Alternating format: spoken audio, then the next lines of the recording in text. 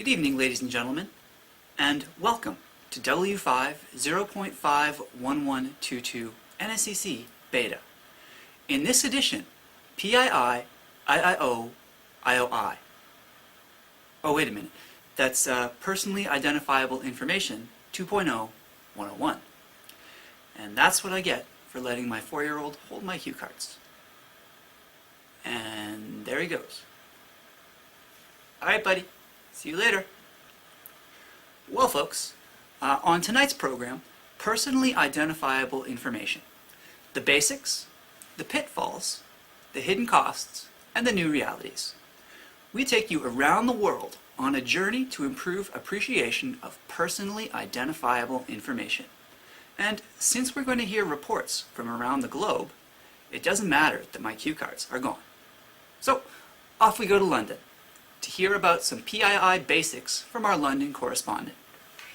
London, are you there? Personally identifiable information is a term that we all think we understand, at least for the most part. Well, what it actually is depends on who you ask. For example, here in the EU, Directive 95/45 EC Article 2A offers this nugget on personal information. Canada's PIPEDA Section 2 says something very similar, but also adds a specific exception for business cases. One has to go to private law firms and contracts to see a more complete definition of what PII is. For example, this one from the firm Rosenfeld-Hutnick. Definitions like this are becoming more and more commonplace, and the interpretation of them finding more and more loopholes. PII has no technical definition, only legal definitions. And having only legal definitions means that all those definitions can be fought over, argued about, expanded or abandoned. This makes it big business for data collection agencies to troll the internet for little nuggets about you that may be personal information about you or maybe quasi-personal, to be able to sell to the marketplace, to marketers or advertisers. Your data is worth money, and someone is making money off of it. Economics. That is the power of PII in 2017. Back to you in the studio. Thank you, London, for that perfectly insightful introduction to PII. Now, folks, we know what we're dealing with. Information that belongs or should belong to you is out there on the internet. Some of it you choose to give away willingly. Some of it you choose to give away but are unaware. Some of it you think is private, but it's not. To explain, our Rome correspondent. Rome, are you there? Here in Europe, things sometimes get forgotten. But everything worth remembering will always be remembered, even if it is for a while, away from the public eye. Some things you give away without really looking at what you're giving away, like certain permissions attached to applications on your phone, like giving Angry Birds, the American government NSA, permission to read your diary. But the most dangerous data you give away might be the data you think is private and safe. As merely one example, when you go to the hospital, much personal data about you is collected. You do not object. After all, the doctors and the hospital need this information to be able to help you properly. In the hospital's database, several versions of your data have different protection levels. Only a few people can see all of your data. The rest have a filtered version missing what they do not need to know. One of these versions, theoretically, has all of your PII removed.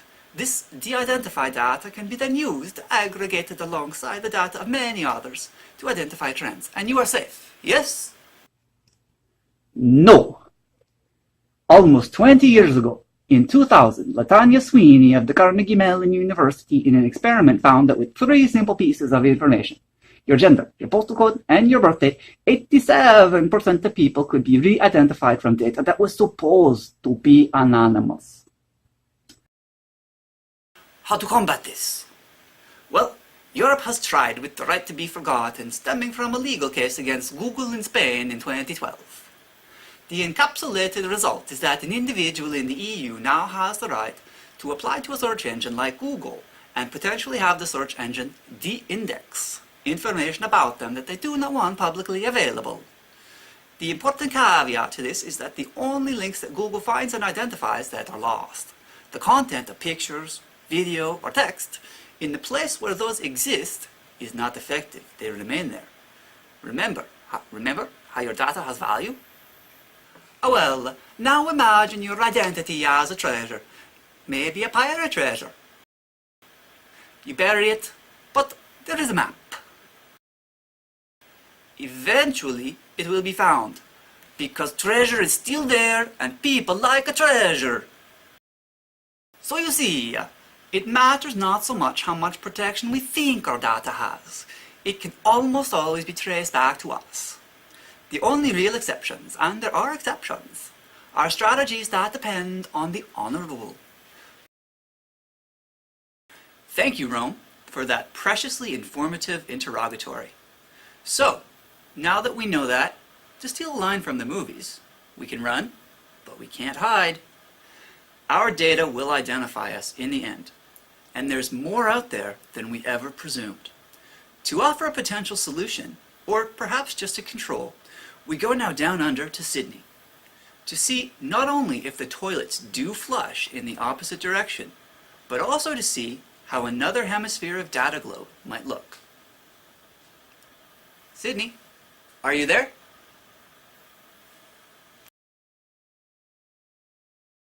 Top of the summer, North.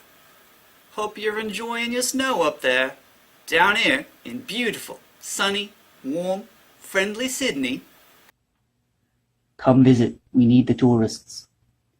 We understand that little of value stays hidden for long. That's why we are building a bigger and better testbed for Sandy Pentland's New Deal on Data in Tasmania. The cheeky devils are also on an island, so if it goes bad and they get too rowdy, we can always disown them, force them off on New Zealand. Sometime before 2050, there is a plan in place to redefine PII as virtual chattels. Little bitty bits and bytes of property that are literally owned by the people they describe. Your name? Yours. Birthday? Yours. Preference of male versus female sheep? Yours. And while others can look at and assess your data, actually using it costs money. Money you get. It's a bit like you're a shop, and the previously powerful data collector company can come in, browse the wares, check the weights, bite it to see if it's real gold, but if they want to take something out, they must pay for it. Otherwise, the new devil laws will deem it tantamount to shoplifting. The underlying theory goes that by defining this artificial legal situation where each person's data belongs to them, and they can put whatever price they want on letting it be used, it won't matter how revoltingly stupid you are on Twitter. You get paid for hanging your digital self out there just like anybody. It'll mean a fundamental shift in the way some data collection companies do business, but it will also serve to put a control on the data in the hands of people who least know what to do with it where it belongs. Back to you in the studio. Okay, thanks Oz for those publicly interesting identifications of what we might do if barbecues typically included crocodiles and kangaroos. Now, off to the home of the steer, the only real steak animal. An interview with the average Canadian everyman to see what the average citizen really knows about the issues surrounding big data. Manitoba, are you there? Yeah, I'm here, eh? How's it going? What do you, as an average citizen farmer in Manitoba, think about big data? Well, I reckon it's a lot like small data, but bigger. Yes, I suppose it is. Well, there's talk now in Canadian legal circles about adopting the right to be forgotten, similar to how it exists in Europe. Where do you stand on the right to be forgotten? Forgotten? Well, I guess it'd work okay with me wife, eh? But if I forgot too long about my herd, I better hope for... What were we talking about again? Oh yeah, forgetting. Well, I forget enough things without making it a lie. And where do you stand on Sandy Pentland's New Deal on data, where you would become the owner of all your data and be able to sell it to whoever you wanted at whatever price you wanted? Oh no siree. I already have to deal with the market for beef, for chicken, and the market for wheat, eh? I don't want to know about your damn cubic data mart. I wouldn't even know what to feed it to keep it healthy. Well, that's all the time we have for today.